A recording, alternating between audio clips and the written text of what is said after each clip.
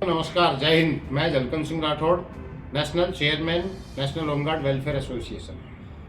ये आसाम कमेटी और देश में जो नेशनल होमगार्ड वेलफेयर एसोसिएशन के द्वारा मेंबर्स और कमेटीज़ बनाई गई थी, उसको लेके कुछ राज्यों में भ्रामकता है। उस भ्रामकता को दूर करने के लिए आज आपको स्ट्रिक्टली ये स्ट्रेट आपको संदेश दिया जा रहा है, जो सभी जवानों तक पहुंचे और सभी जवान इसको समझकर आगे वर्किंग में रहें। जैसा कि आप सबको विदित है, मालूम है कि नेशनल होमगार्ड वेलफेयर एसोसिएशन का राष्ट्रीय स्तर का प्रत्येक राज्य के द्वारा ऑथराइजेशन के लिए हमने अप्लाई किया हुआ है। और ऑथराइजेशन के लिए जब अप्लाई होता है तो उसको कोई भी अनऑथराइज कहता है, ये इलीगल होता है। जब ऑथराइजेशन ना कैंसिल हुआ है, ना ही ऑथराइजेशन अभी क्लियर हुआ है। जब कैंसिल और क्लियर दोनों बातों के बीच में जब अप्लाइड है, पेंडिंग है और उस पर वर्किंग हो रही है, तो फिर इस बीच में कुछ भी कहना किसी के लिए ठीक नहीं होता है। मैं आप सबको बताना चाहता हूँ, नेशनल होमगार्ड वेलफेयर एसोसिएशन यथावत जो कार्यकारिणी बनाई गई थी, जो कार्यकारिणी वहाँ चुनी गई थी, वो कार्यकारिणी यथावत है, रजिस्ट्रेशन प्रोसेस में है और बहुत जल्द आप सबको ये खुशखबरी भी दी जाएगी। आगे कमेटीज़ के लिए अगर बताया जाए तो हमने अभी तक असम के अंदर एक स्टेट कमेटी का गठन किया था।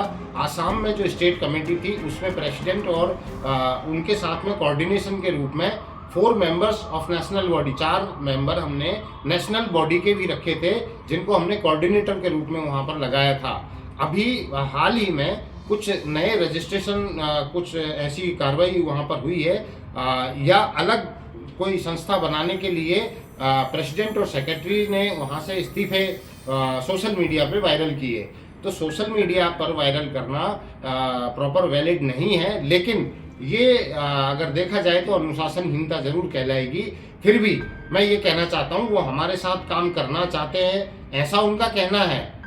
फिर उन्होंने अलग कोई मीटिंग किसी अलग नाम से अलग किसी मंच पर मीटिंग करने जा रहे हैं, उसको लेकर अगर नेशनल होमगार्ड वेलफेयर एसोसिएशन को बीच में लाया जाता है तो ये गलत मुद्दा है। नेशनल होमगार्ड वेलफेयर एसोसिएशन के जो मेंबर्स बनाए गए थे, कोई छोड़ के जाता है तो कोई बात नहीं, कोई निकाल दिया जाता है कोई बात नहीं, पर जो है वो व्यक्ति मिलकर इस एसोसिएशन को आगे बढ़ाएंगे, चलाएंगे और देश में होमगार्ड जवानों के हितों की रक्षा करेंगे।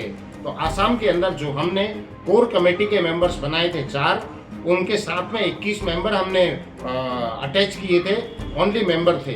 तो जो कोर कमेटी नेशनल बॉडी है, वो उस बॉडी को ये दायित्व दिया जाता है, उस बॉडी को ये जिम्मेदारी दी जाती है कि बाकी के कोऑर्डिनेशन जवानों के साथ में और जो बाकी के मेंबर्स हैं उनको लेकर आप कोऑर्डिनेशन में अपना संचालन करें और नेशनल होमगार्ड वेलफेयर एसोसिएशन की कमान को संभालें।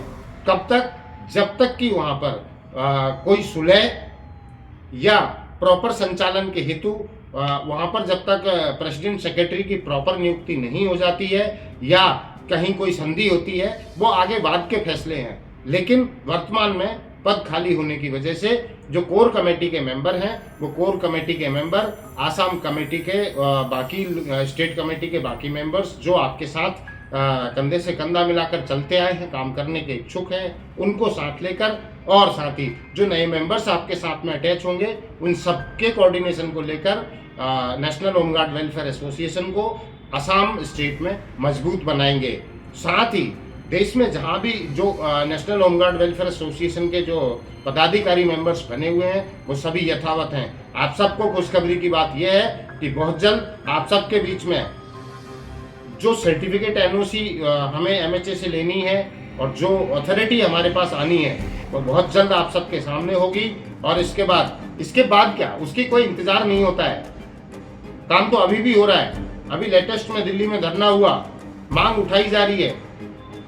मांग उठाने के लिए रजिस्ट्रेशन नहीं, हिम्मत की आवश्यकता, हौसले की आवश्यकता होती है, जो हमारे पास है। आप सबका भरोसा और विश्वास, आप सबका प्यार और आप सबकी जो मूल बात है वो है पीड़ा।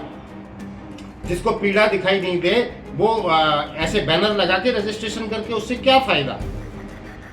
पीड़ा दिखाई देती है, आपकी पीड़ा को लेकर हम किसी चीज का इंतजार नहीं करते।